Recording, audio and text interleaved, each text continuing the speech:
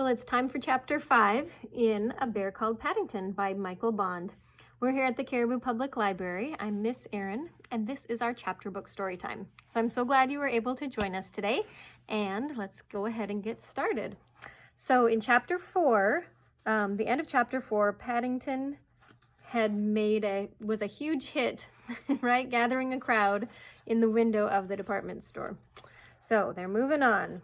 Chapter 5 is called Paddington and the Old Master. Here's the picture. Paddington soon settled down and became one of the family. In fact, in no time at all, it was difficult to imagine what life had been like without him. He made himself useful about the house, and the days passed quickly. The Browns lived near the Portobello Road, where there was a big market, and quite often, when Mrs. Brown was busy, she let him go out to do the shopping for her.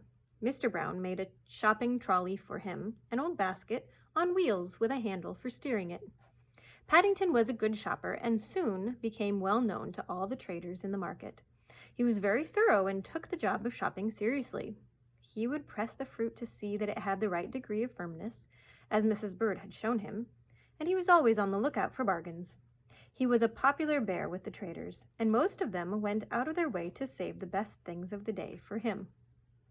"That bear gets more for his 10 pence than anyone I know," said Mrs. Bird. "I don't know how he gets away with it. Really, I don't. Must be the mean streak in him." "I'm not mean," said Paddington indignantly. "I'm just careful, that's all."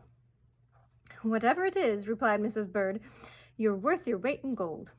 Paddington took this remark very seriously and spent a long time weighing himself on the bathroom scales. Eventually, he decided to consult his friend, Mr. Gruber, on the subject. Now, Paddington spent a lot of his time looking in shop windows, and of all the windows on the Portobello Road, Mr. Gruber's was the best. For one thing, it was nice and low so that he could look in without having to stand on tiptoe. And for another, it was full of interesting things. Old pieces of furniture, medals, pots and pans, pictures. There were so many things it was difficult to get inside the shop, and old Mr. Gruber spent a lot of his time sitting in a deck chair on the pavement. Mr. Gruber, in his turn, found Paddington very interesting, and soon they had become great friends. Paddington often stopped there on his way home from a shopping expedition, and they spent many hours discussing South America, where Mr. Gruber had been when he was a boy. Mr. Gruber usually had a bun and a cup of cocoa in the morning for what he called his elevensies. "There's nothing like a nice chat over a bun and a cup of cocoa," he used to say, and Paddington, who liked all three, agreed with him, even though the cocoa did make his whiskers go a funny color. Paddington was always interested in bright things, and he had consulted Mr. Gruber one morning on the subject of his Peruvian centavos. He had an idea in the back of his mind that if they were worth a lot of money, he could perhaps sell them and buy a present for the Browns. The £1 a week pocket money that Mr. Brown gave him was nice, but by the time he had bought some buns on a Saturday morning, there wasn't much left.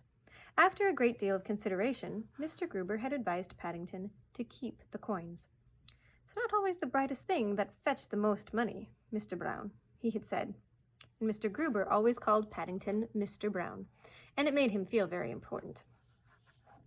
He had taken Paddington into the back of the shop where his desk was, and from a drawer he had taken a cardboard box full of old coins. They had been rather dirty and disappointing. "See these, Mr. Brown?" he had said. "These are what they call sovereigns. You wouldn't think that they were very valuable to look at them, but they are. They're made of gold, and they're worth £50 each. That's more than £100 for an ounce. If you ever find any of these, you bring them to me." One day, having weighed himself carefully on the scales, Paddington hurried round to Mr. Gruber, taking with him a piece of paper from his scrapbook covered with mysterious calculations. After a big meal on a Sunday, Paddington had discovered that he weighed nearly 16 pounds. He looked at his piece of paper again as he neared Mr. Gruber's shop. That was nearly 260 ounces, which meant that he was worth nearly 26,000 pounds. Mr. Gruber listened carefully to all that Paddington had to tell him, and then closed his eyes and thought for a moment. He was a kindly man, and he didn't want to disappoint Paddington. "I've no doubt," he said at last, "that you're worth that. You're obviously a very valuable young bear. I know it. Mr. and Mrs. Brown know it. Mrs. Bird knows it. But do other people?" He looked at Paddington over his glasses. "Things aren't always what they seem in this world, Mr. Brown," he said sadly. Paddington sighed. It was very disappointing. "I wish they were," he said. "It would be nice." "Perhaps," said Mr. Gruber mysteriously, "perhaps. But we shouldn't have any nice surprises then, should we?" He took Paddington into his shop, and after offering him a seat, disappeared for a moment. When he returned, he was carrying a large picture of a boat. At least half of it was a boat. The other half seemed to be the picture of a lady in a large hat. "There you are," he said proudly. "That's what I mean by things not always being what they seem. I'd like your opinion on it, Mr. Brown." Paddington felt rather flattered, but also puzzled. The picture didn't seem to be one thing or the other, and he said so. "Ah, ha," said Mr. Gruber delightedly. "It isn't at the moment, but just you wait until I've cleaned it. I gave 50 pence for that picture years and years ago, when it was just a picture of a sailing ship. What do you think? When I started to clean it the other day, all the paint began to come off, and I discovered that there was another painting underneath." He looked around and then lowered his voice. "Nobody else knows," he whispered, "but I think the one underneath may be valuable. It may be what they call an old master." Seeing that Paddington still looked puzzled, he explained to him that in the old days, when artists ran short of money and couldn't afford any canvas to paint on, they sometimes painted on top of old pictures. And sometimes, very occasionally, they painted them on top of pictures by artists who afterwards became famous and whose pictures were worth a lot of money. But as they had been painted over, no one knew anything about them. "It all sounds very complicated," said Paddington thoughtfully. Here he is taking a look at the picture.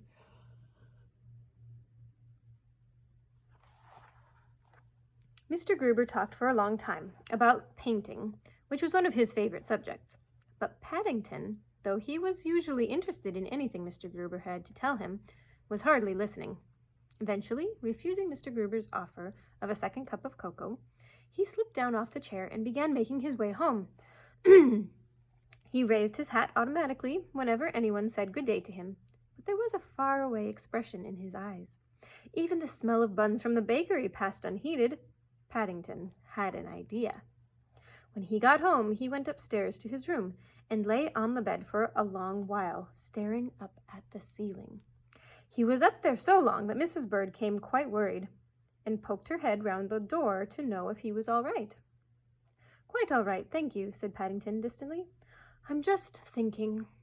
Mrs. Bird closed the door and hurried downstairs to tell the others. Her news had a mixed reception. "I don't mind him just thinking," said Mrs. Brown, with a worried expression on her face. "It's when he actually thinks of something that the trouble starts." But she was in the middle of her housework and soon forgot the matter. Certainly both she and Mrs. Bird were much too busy to notice the small figure of a bear creeping cautiously in the direction of Mr. Brown's shed a few minutes later. Nor did they see him return, armed with a bottle of Mr. Brown's paint remover and a large pile of rags. Had they done so, they might have had good cause to worry. And if Mrs. Brown had seen him creeping on tiptoe into the drawing room, closing the door carefully behind him, she wouldn't have had a minute's peace.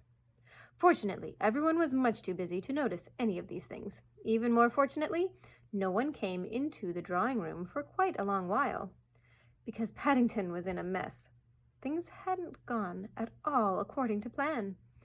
He was beginning to wish that he had listened more carefully to the things Mr. Gruber had said on the subject of cleaning paintings.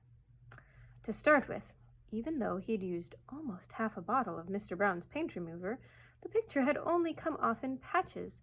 Secondly, and what was even worse, where it had come off, there was nothing underneath, only the white canvas. Paddington stood back and surveyed his handiwork. Originally, it had been a painting of a lake, with a blue sky and several sailing boats dotted around.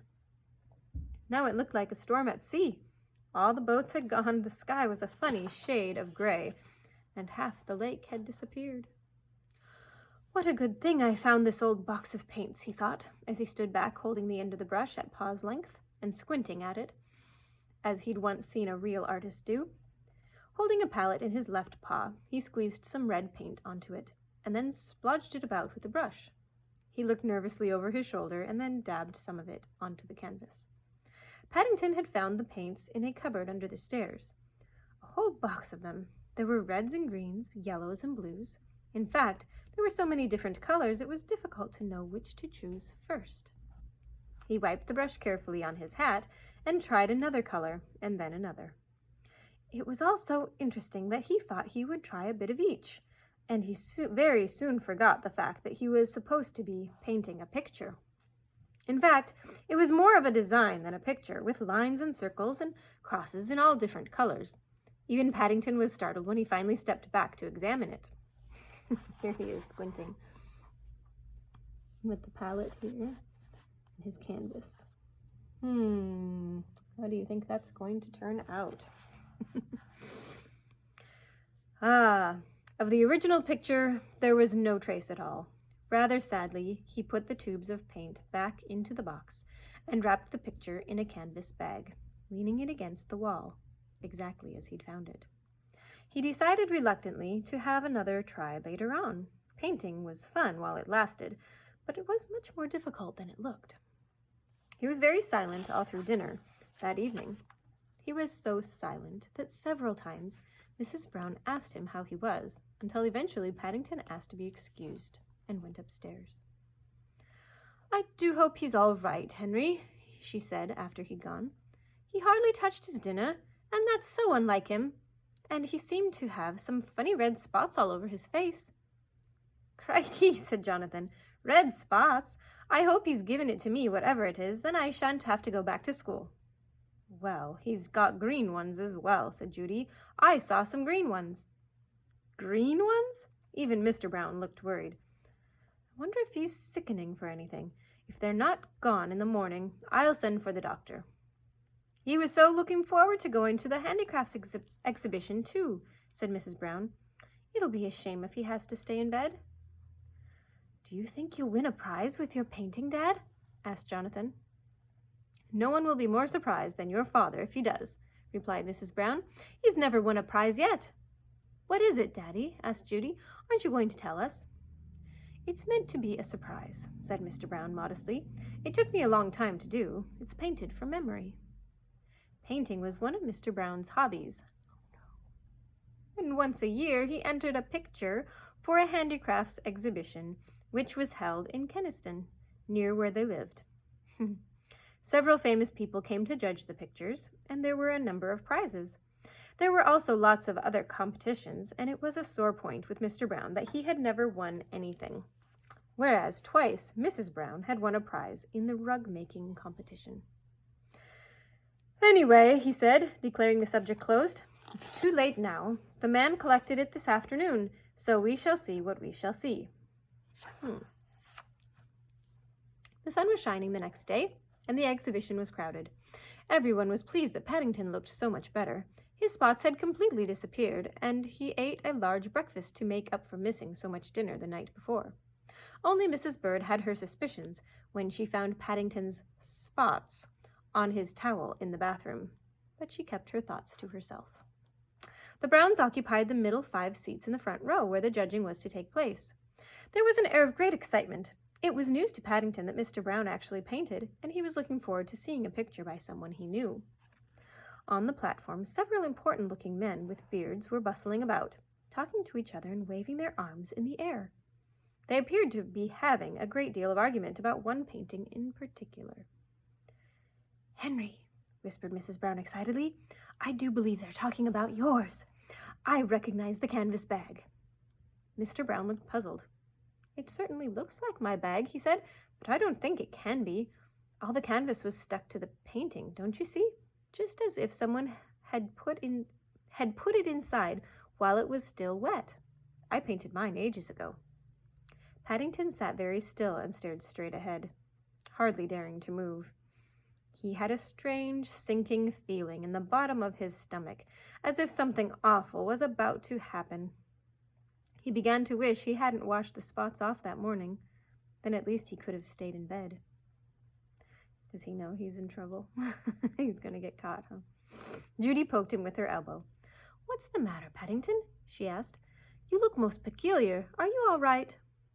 "I don't feel ill," said Paddington in a small voice, "but I think I'm in trouble again." "Oh, dear," said Judy. Well, keep your paws crossed. That is it." "This is it." "Oh." Paddington sat up. One of the men on the platform, the most important-looking one with the biggest beard, was speaking. And there, Paddington's knees began to tremble. There on the platform, on an easel in full view of everyone, was his picture. He was so dazed he only caught scraps of what the man was saying. Remarkable use of color. Very unusual. Great imagination. A credit to the artist. He then almost fell off his seat with surprise. "The winner of the first prize is Mr. Henry Brown of 32 Windsor Gardens." Paddington wasn't the only one who felt surprised. Mr. Brown, who was being helped up onto the platform, looked as if he had just been struck by lightning. But, he stuttered, "there must be some mistake." "Mistake?" said the man with the beard. "Nonsense, my dear sir. Your name's on the back of the canvas. You are Mr. Brown, aren't you? Mr. Henry Brown?" Mr. Brown looked at the painting with unbelieving eyes. "It's certainly my name on the back," he said. "It's my writing." He left the sentence unfinished and looked down toward the audience. He had his own ideas on the subject, but it was difficult to catch Paddington's eye. It usually was when you particularly wanted to. "I think," said Mr. Brown, when the applause had died down and he had accepted the check for £10, which the man gave him, "proud as I am, I think I would like to donate the prize to a certain home for retired bears in South America." A murmur of surprise went around the assembly, but it passed over Paddington's head, though he would have been very pleased had he known its cause. He was staring hard at the painting, and in particular at the man with the large beard, who was beginning to look hot and bothered. "I think," said Paddington to the world in general, "they might have stood it the right way up. It's not every day a bear wins first prize in a painting competition." That little mischief maker, huh? He ended up winning the prize at the painting contest. Well, that is the end of chapter 5. I hope you guys enjoyed that, and we will continue on tomorrow with chapter 6. Have a great night.